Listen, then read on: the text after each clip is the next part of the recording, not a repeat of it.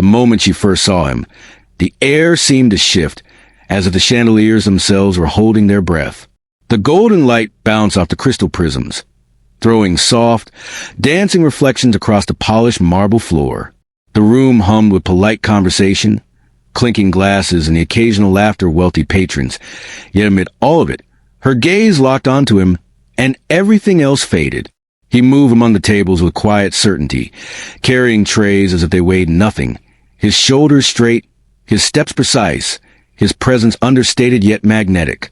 She had seen countless servants, waiters, attendants in her lifetime. She had given orders with a flick of her wrist and watched people scramble to obey. But there was something different about him. Before we continue, don't forget to like, subscribe, and share this channel to support our stories. Something unspoken, almost defiant in its simplicity, that drew her in. Her heart, long buried beneath decades of power, wealth, and the careful construction of a life meant to avoid vulnerability, stirred unexpectedly. It was subtle at first, a twitch of curiosity, a small tug in her chest, but it grew, spreading warm through a heart she thought had long turned to stone.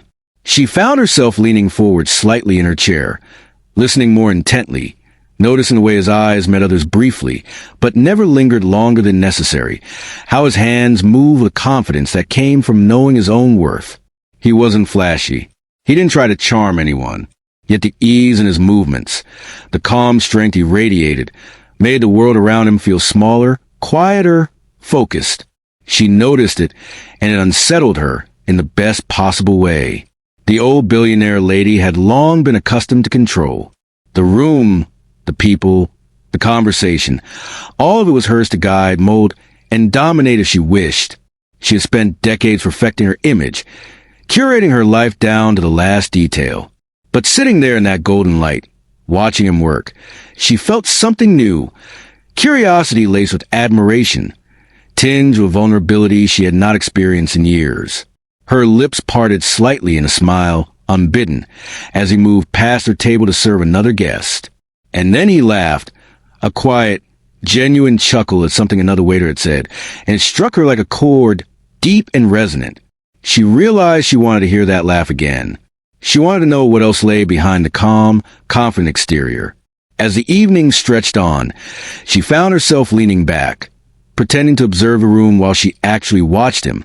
She noticed the small things, the way he straightened a napkin that had fallen, the careful way he avoided bumping into the legs of diners, the brief moments when his gaze swept the room, taking in everything yet revealing nothing.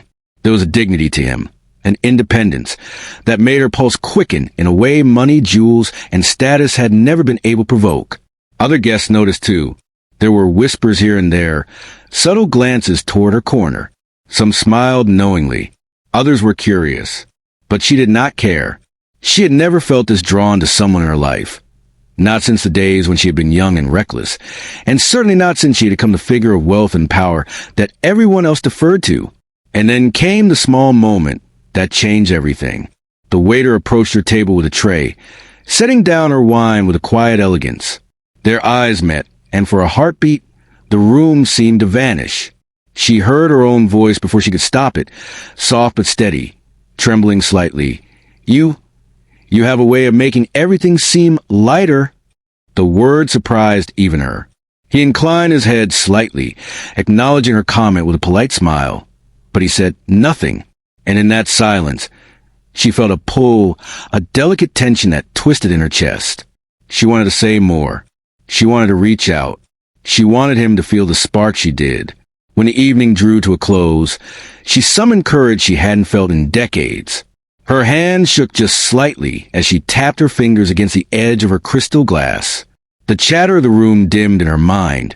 The lights softened, and all that remained was him, standing near the exit, ready to take his leave.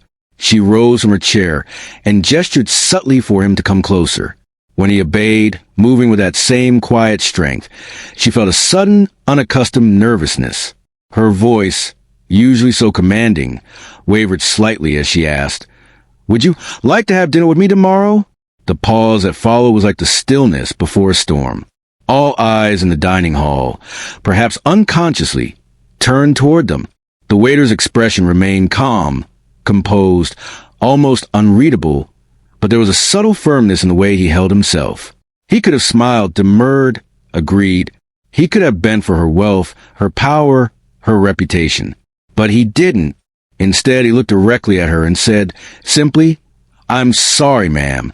I cannot." The words hit her like ice. Her chest tightened. Her hands stilled. The room seemed to shrink around her. For decades, she had been accustomed to bending the world to her will. People obeyed her, influenced her, flattered her. Yet here, in this moment, a man she had only just noticed had refused her. Not with anger, not with disdain, but with calm integrity. Her confidence faltered. She felt the unfamiliar sting of vulnerability, the raw, naked realization that her wealth and influence were powerless here. Shock painted her face. Her eyes widened. A flash of something she hadn't felt in years, a mixture of disbelief and awe. She searched his face for hesitation, a flicker of uncertainty, any crack that might reveal compromise. There was none. He was resolute. She swallowed, her mind racing through a lifetime of control and command, all of it rendered irrelevant by one quiet refusal. The murmurs of the other diners faded into the background. For the first time in her life, she felt truly seen, not as a woman of wealth and power, but as a human being, flawed and fragile, facing a choice she could not dictate. The humiliation, if she allowed herself to call it that, was not malicious. It was instructive. The lesson lay in his calm refusal, in his ability to maintain dignity when all around him bowed or whispered. She sat back in her chair, the wine glass cold in her hand, and stared at him as he moved to leave. Something inside her had shifted. The spark she had felt earlier, the curiosity, the admiration, the stirrings of something deeper, had been challenged, tested, and intensified.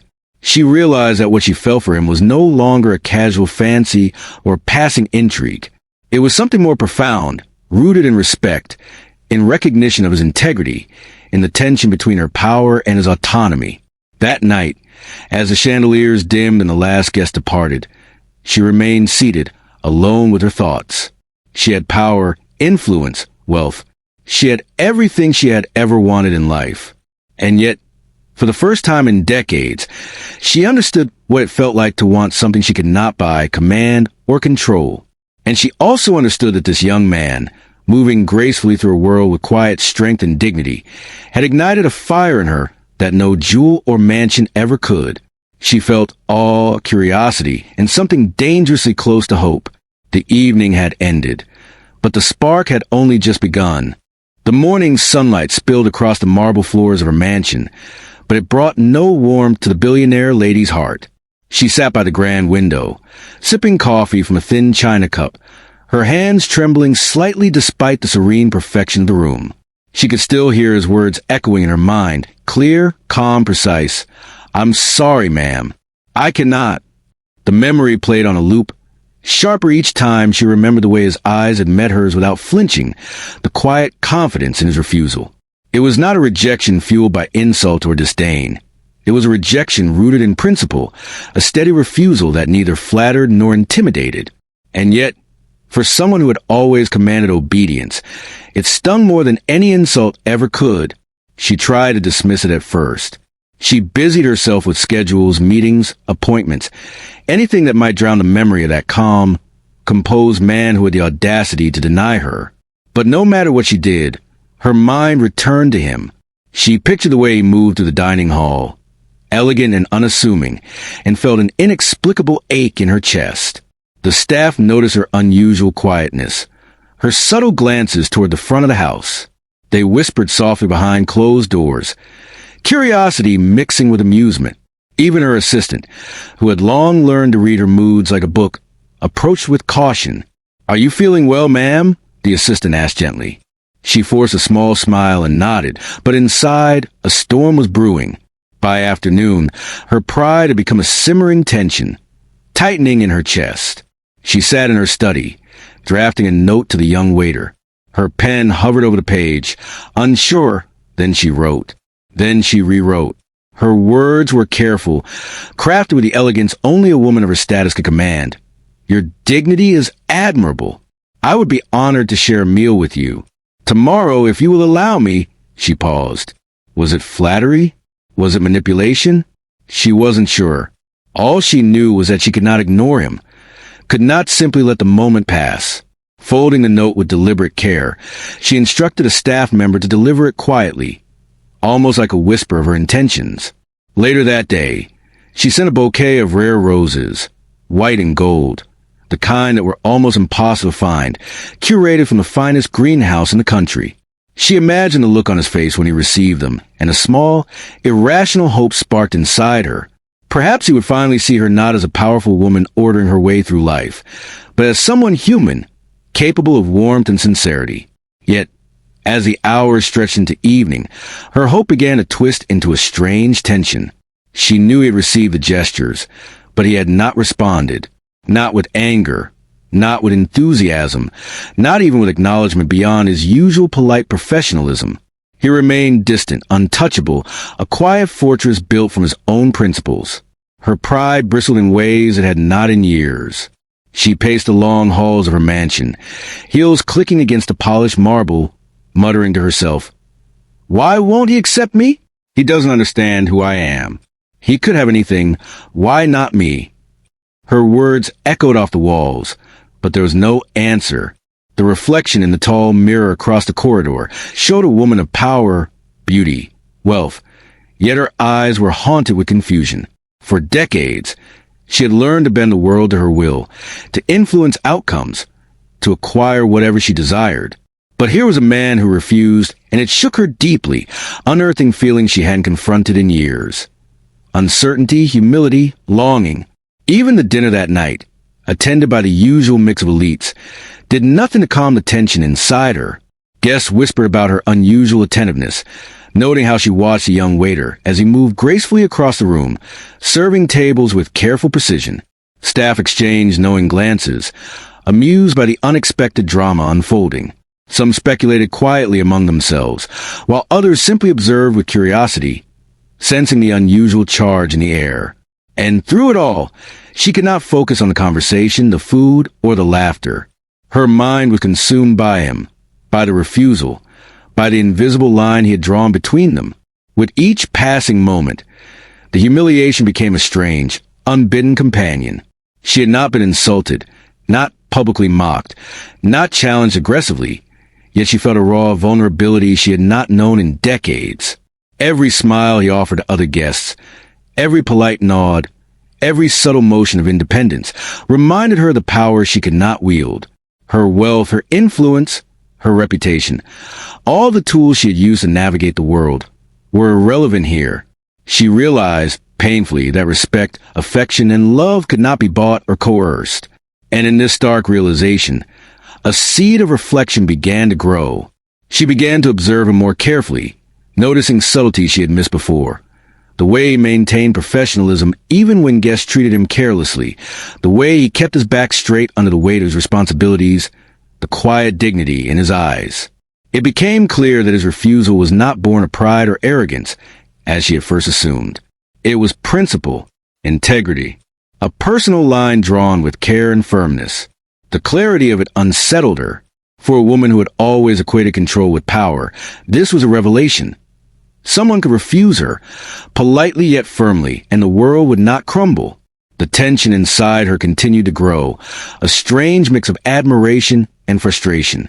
She sent another note the following day, simpler this time, acknowledging the first refusal without pressure, expressing only respect and curiosity. Again, no response. The emptiness of the silence was both maddening and enlightening. She realized she was not accustomed to waiting. She was not accustomed to being ignored, even slightly, and yet this silence forced reflection she had long avoided. She had spent her life bending circumstances to her will, manipulating outcomes with wealth and influence, and now she faced a lesson she could not command: patience, humility, and a recognition that some things, dignity, principles, self-respect, could not be bought. By the end of the week, the billionaire lady felt a strange transformation stirring in her chest. What had begun as infatuation, mixed with irritation at her inability to bend him, had begun to evolve into respect. She saw him not merely as a young waiter, a fixture in her grand dining hall, but as a man with boundaries, ethics, and a quiet strength that rivaled even her own power. And while her heart still longed for connection, she understood now that the refusal was not rejection in the way she feared. It was a lesson, delivered with grace and precision. That night, alone in her study, she held one of the roses from the earlier bouquet, tracing the delicate petals with her fingertips.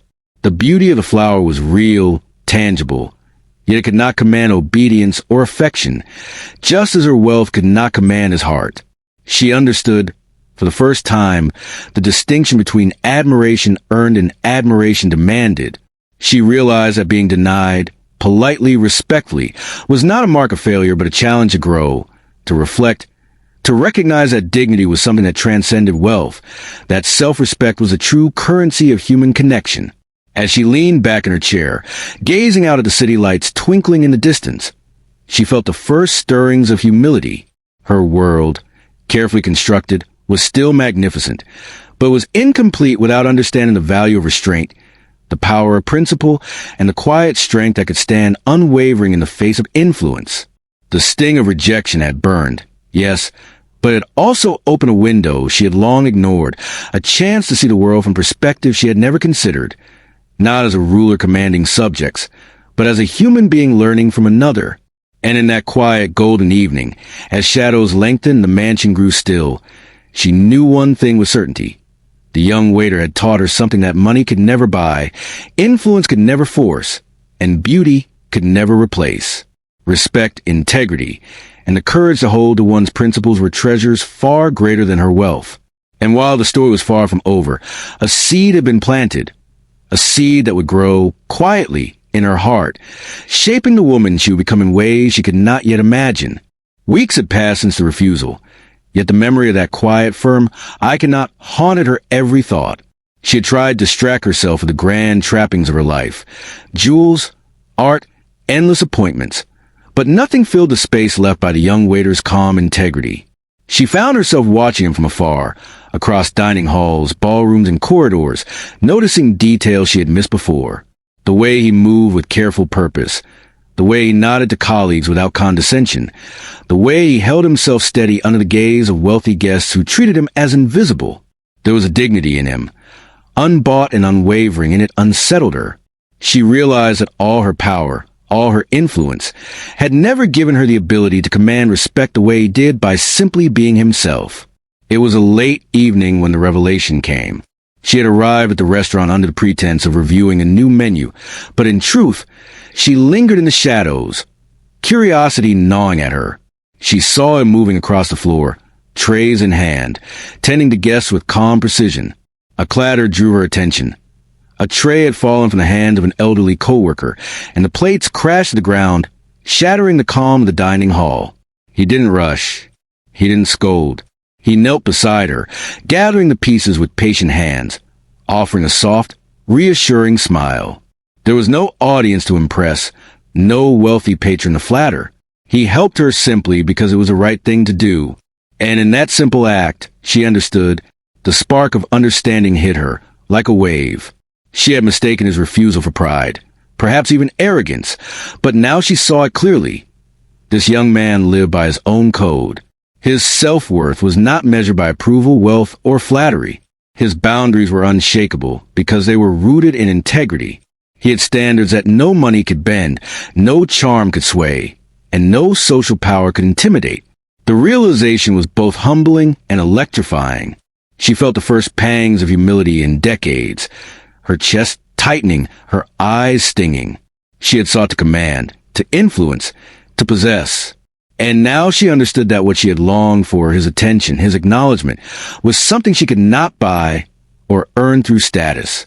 It had to be freely given, or not at all. Her heart ached with a mix of longing and admiration. She realized that her fascination with him had not been about him at all, not initially. It had been about power, control, the thrill of possession. And yet, in observing him quietly, she had begun to see the truth. He was more than a young waiter. He was a man of principle, strength, and dignity.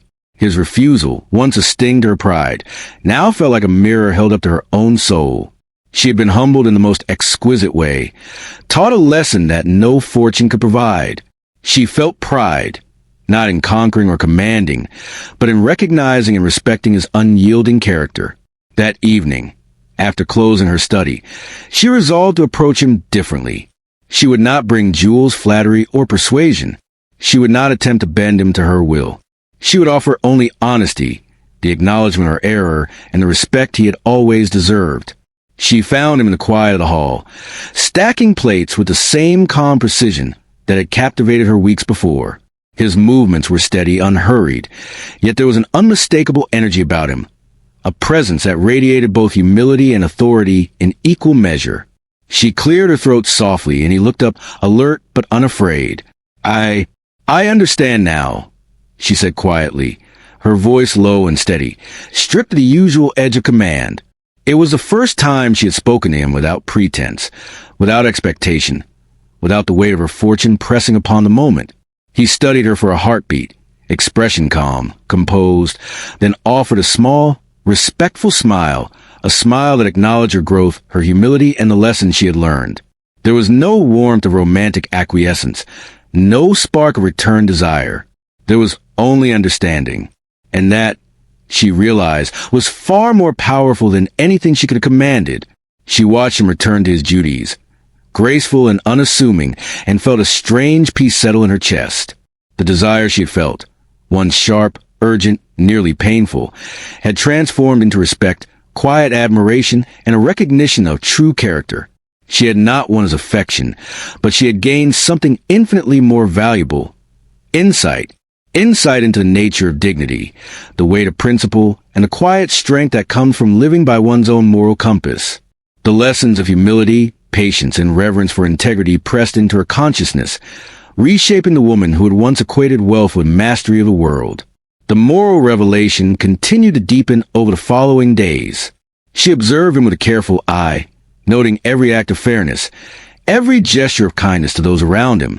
He treated colleagues with the same respect he had shown her, never bowing to the pressure of wealth or social expectation. He had, in a sense, created a sanctuary of dignity in the middle of her opulent world, a world that glittered with gold but often lacked moral grounding. She saw how his integrity radiated quietly, touching everyone he encountered, and she realized how blind she had been. She had chased wealth, charm, and appearances while overlooking the profound power of respect, humility, and steadfast principle. That night, alone in her mansion, she reflected on her own transformation. The young waiter had refused her, and in doing so, he had given her a gift greater than any jewel or mansion: self-awareness. She recognized that her pursuit had not been true affection, but desire wrapped in expectation. His refusal had stripped her of pretense, forcing her to confront the ways in which she had relied on wealth and status to shape the world around her. It was a humbling, almost painful acknowledgement, yet it was also liberating. For the first time in decades, she felt a measure of honesty with herself, a clarity she had never known amidst the glittering distractions of power. She understood, finally, that his refusal had been a form of teaching, a silent lesson in boundaries, integrity, and self-respect. She had been taught, gently but firmly, that admiration cannot be demanded, and that love or attention offered freely is worth more than any coerced compliance. His dignity had become a mirror, reflecting not just the depth of his character, but also the parts of herself she had neglected to see.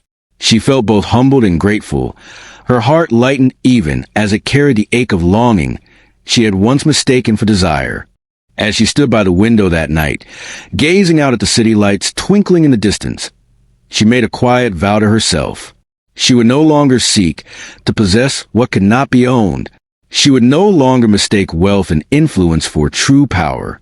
She would carry the lesson of his integrity with her, letting it guide her actions, her judgments, and her relationships. For she had learned that true strength lies not in the ability to command, but in the ability to respect, to honor, and to recognize the humanity in others, especially those who are often unseen. And in the stillness of that evening, as shadows deepened across the mansion's golden halls, she felt a profound shift. The spark she had felt weeks before had grown into a quiet, steady flame.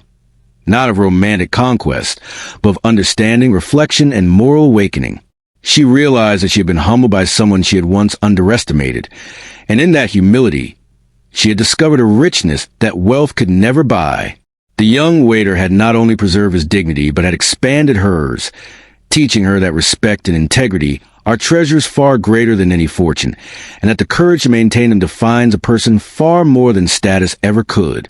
The morning light poured softly through the tall windows of her mansion, but this time it did not illuminate her loneliness or a longing that could not be filled. Instead, it felt warm, almost gentle, as if the house itself had shifted its weight to accommodate the new woman she had become.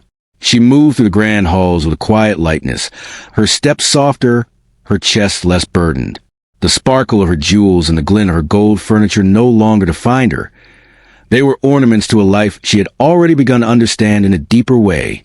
For the first time, she walked through the world not seeking approval, not attempting to bend anyone to her will, but simply observing, listening, learning. She found herself lingering in the staff rooms, listening to the young employees talk about their dreams, their struggles, and their aspirations. She began mentoring them, offering advice not as a command but as guidance, careful to respect their boundaries and individuality. She had learned that authority was not about dominance. It was about fostering growth and respecting the autonomy of those around her. Conversations that once would have bored her now carried weight. She listened without judgment, and in listening, she discovered stories of courage, perseverance, and dignity that rivaled any tale of her own life. Her world, once filled with gold and opulence, now brimmed with something richer: understanding and empathy. Evenings, once dominated by lavish dinners and social conquests, now carried a different rhythm. She walked into her grand dining hall and noticed the quiet acts of service, the small gestures of care that others often overlooked. She observed the young waiter as he moved calmly, unobtrusively, gracefully through the space.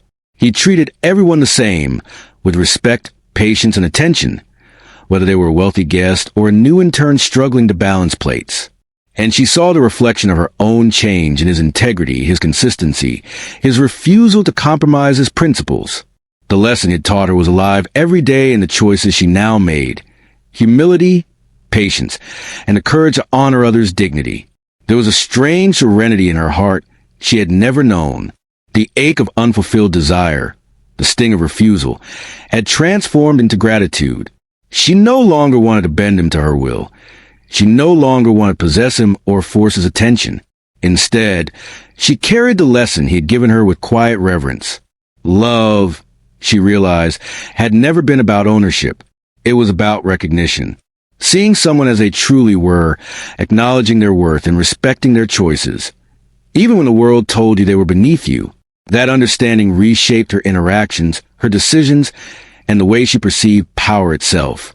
She found herself walking past mirrors in the mansion and pausing, not to admire her reflection, but consider the woman who now looked back. Her eyes carried a gentler strength, one earned not through dominance, but through humility. Her shoulders, once rigid with control, were now relaxed. Her hands, once impatient with those who did not immediately bend to her desires, now held with care, gentleness, and respect.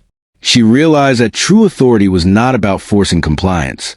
It was about inspiring respect through example, and she felt proud, not of her wealth or influence, but of her moral awakening. Even the parties, once a display of status and power, now felt different. She entered rooms with glittering chandeliers, sparkling gowns, and fine crystal, but her mind was attuned to human moments rather than spectacle. She noticed how people treated one another, small kindnesses, moments of integrity, fleeting acts of courage. Her eyes were drawn not to the grandeur, but to the character surrounding her. She smiled gently at a waiter carrying drinks, noticing the careful attention to detail, the patience in his movements. She remembered the young man who had refused her, and in that memory, she found a quiet peace. His lesson had traveled beyond the walls of the dining hall, beyond the confines of wealth, and had transformed her life in ways gold never could. In the quiet evenings, she sometimes walked the halls alone, reflecting on the journey that had brought her here. She thought about the moment he had refused her, the clarity of his eyes, the calm precision of his words. She had initially felt wounded pride, a vulnerability she wasn't used to, but that sting had been a gift. It had forced her to confront her assumptions, her habits of control, and her understanding of power. It had revealed the truth that dignity and moral strength could not be bought, coerced, or influenced by status. And in that revelation, she had discovered something richer than any fortune. A moral clarity and a respect for humanity that transformed her from the inside out. She began to extend her newfound perspective outward. Employees were no longer just cogs in the machine of her wealth. They were people with value, stories, and dreams. She encouraged them, guided them, and sometimes simply listened, offering validation where none had been given before. She found joy in their achievements, pride in their growth, and humility in recognizing that her influence was only meaningful when exercised with care and respect. She had learned at last that power is not in possession, but in responsibility, and that true wealth lies in how one treats others. The young waiter, meanwhile, continued his work quietly, unaware of the full impact he had had on her life. He carried himself with the same integrity, the same calm dignity, the same refusal to bend for wealth or charm. And though their interactions remained polite and distant, she observed him with deep admiration. She realized that she had been transformed not because she had gained something from him, but because she had learned to see him truly, to respect his choices, and to reflect on her own character. In that reflection, she found peace. Even in the glittering halls, surrounded by wealth that could dazzle the eye but not nourish the soul, she walked lighter now. The burden of expectation, of needing to command respect through influence, had lifted.